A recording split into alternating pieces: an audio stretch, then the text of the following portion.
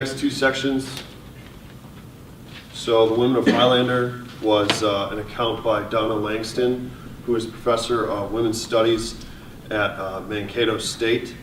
And it's basically a recap of one of the most famous integrated schools in the entire South during the civil rights movements. And it's often overlooked. And what Donna found was that women's role in the rise and expansion of HFS, which is the Highlander Folk School, was vastly overlooked. Women played a crucial role in the expansion of ideologies and education throughout the South during that time.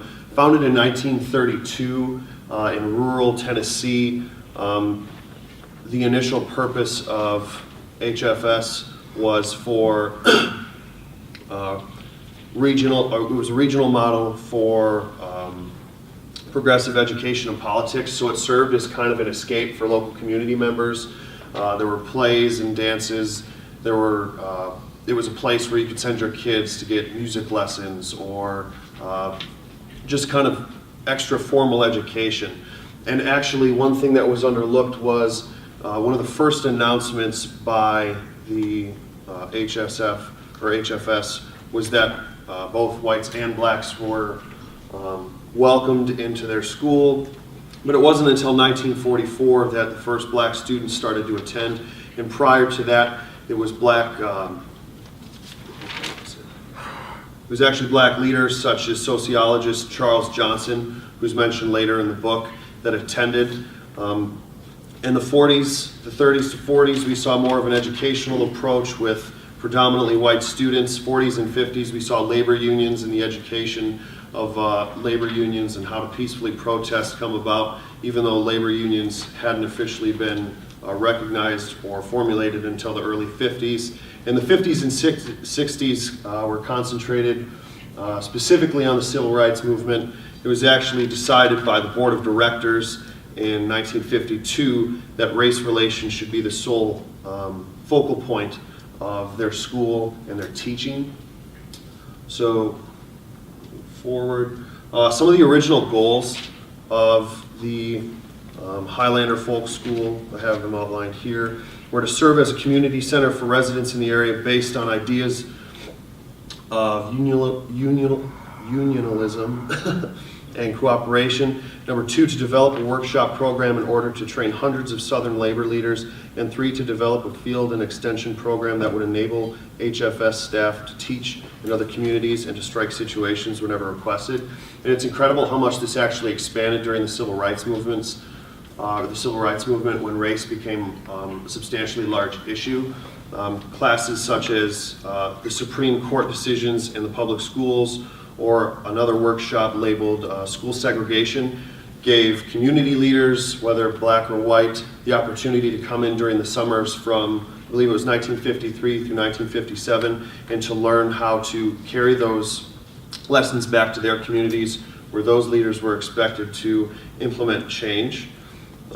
This was some of these curriculums that were starting to be taught were the first curriculums in the South to assist these local leaders in desegregating their schools, and the desegregation of schools was one of the main focal points of the civil rights movements when looking at Brown versus the Board of Education.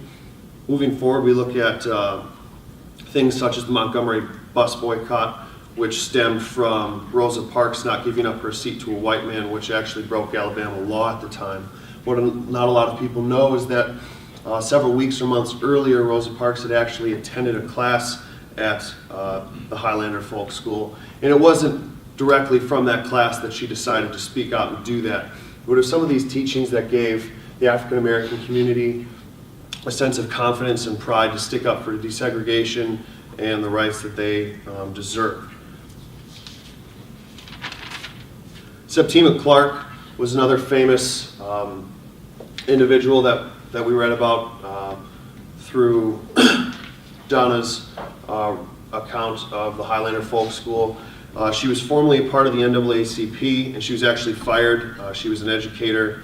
She actually turned down several other teaching opportunities in New York and across the country and decided to go to HFS to become an educator. She actually brought with her her cousin Bernice Robinson, who also became an educator for several years at HFS.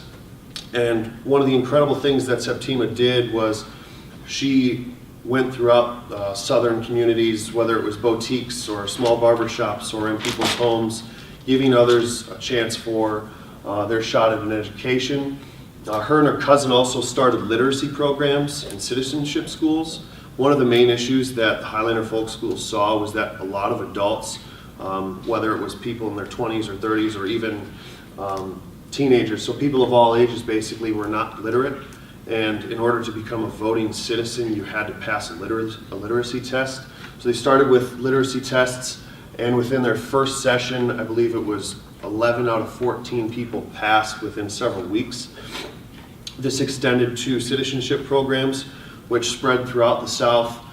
There were community leaders attending these sessions on a monthly basis with up to 25 people per class. A lot of these classes were night classes.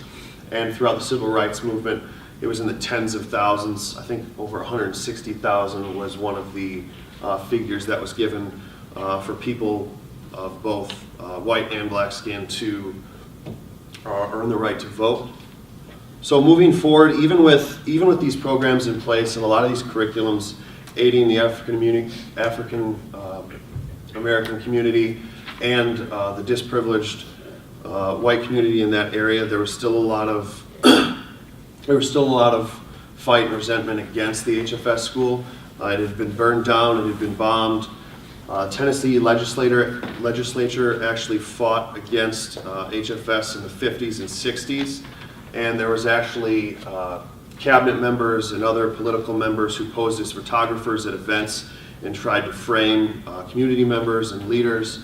Even Martin Luther King, who was a keynote speaker at one of their presentations, was seen in several photographs, and hundreds of thousands of pamphlets were printed saying King attends a communist training center.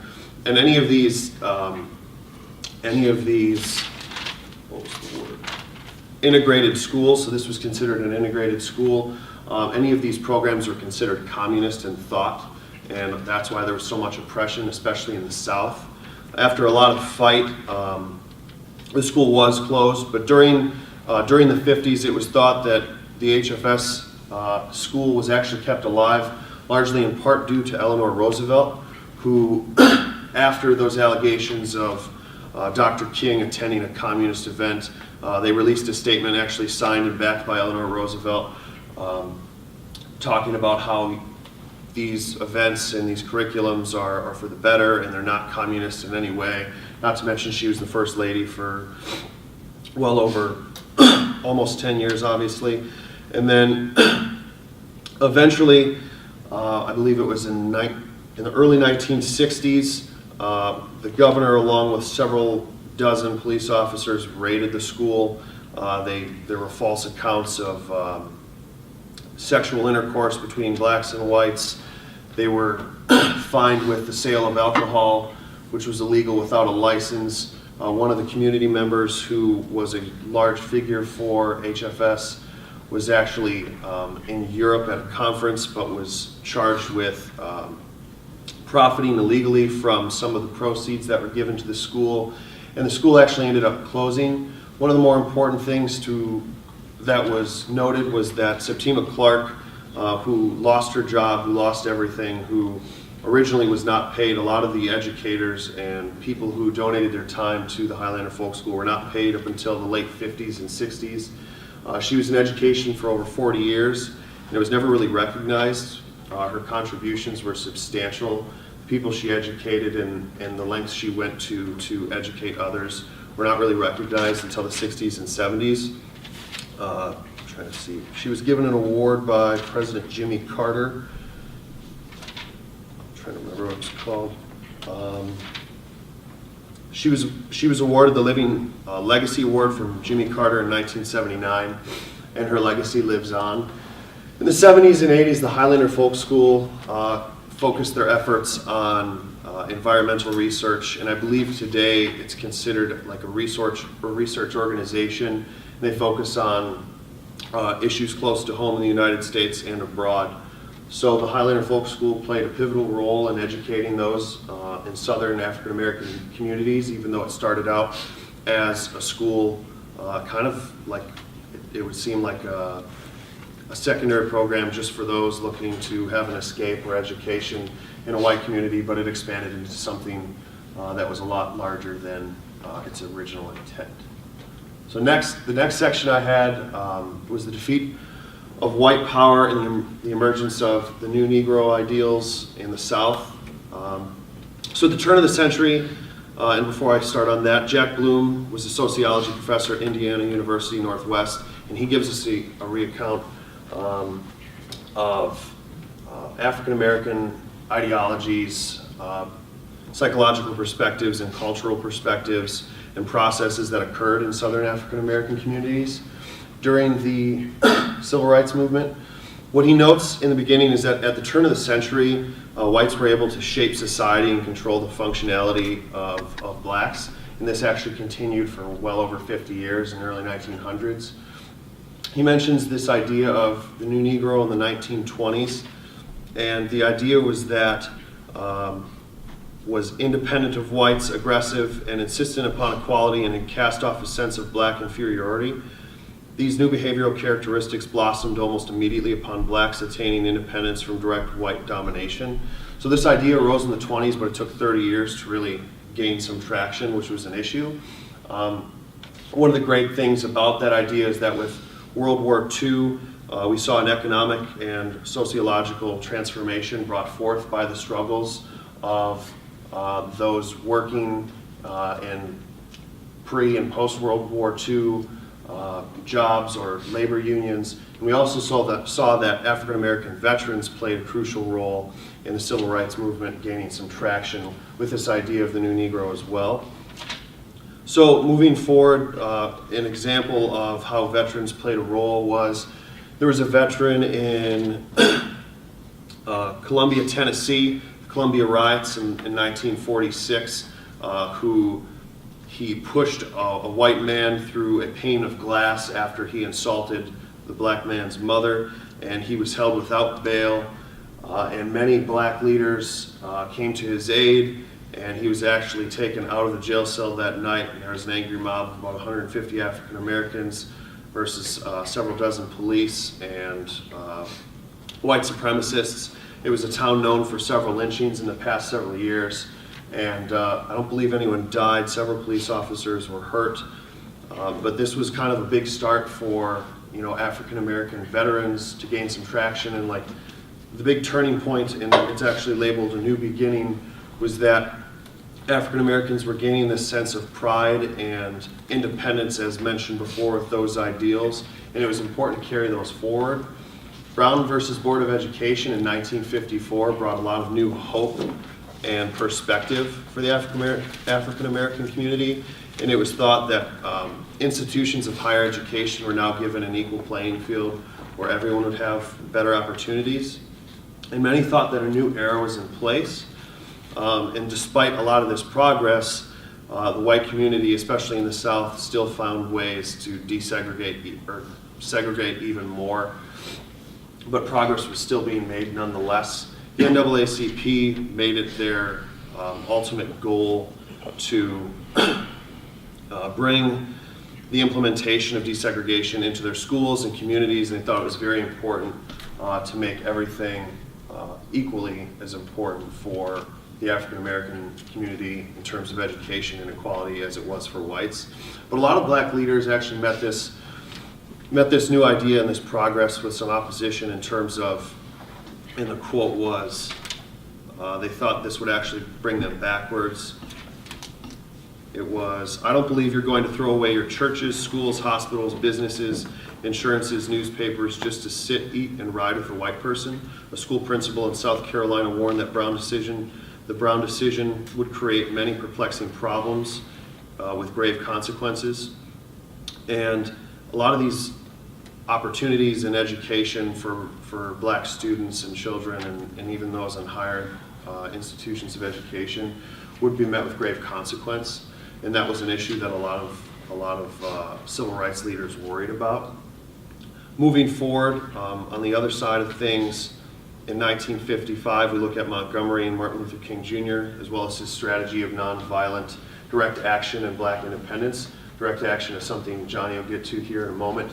But Martin Luther King had this very anti-violent approach to things, and he thought that things could be solved and progress could be made without violence. So the Montgomery bus boycott, which was a result of Rosa Parks not giving up her seat, as we mentioned during the Highlander Folk School discussion, gained a lot of national attention, as did Dr. King's policy of change during that time.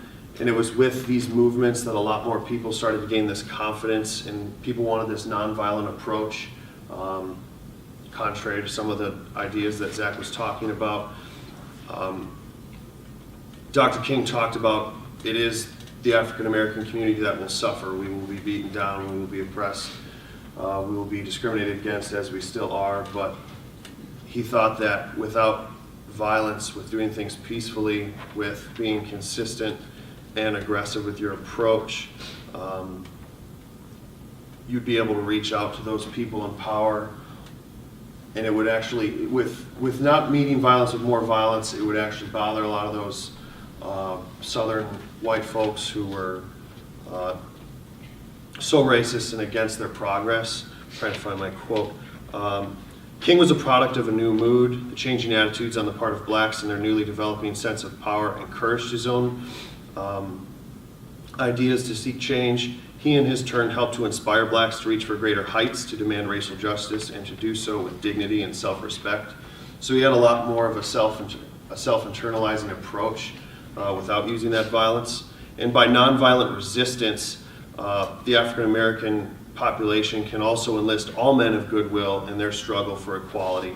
Nonviolent resistance is not aimed against oppressors, but against oppression, and under its banner of consciences, not racial groups, are enlisted. So he made a good point to say that obviously nonviolent resistance will be a lot more effective in the long run against white leaders or anti-justice or equality people of power.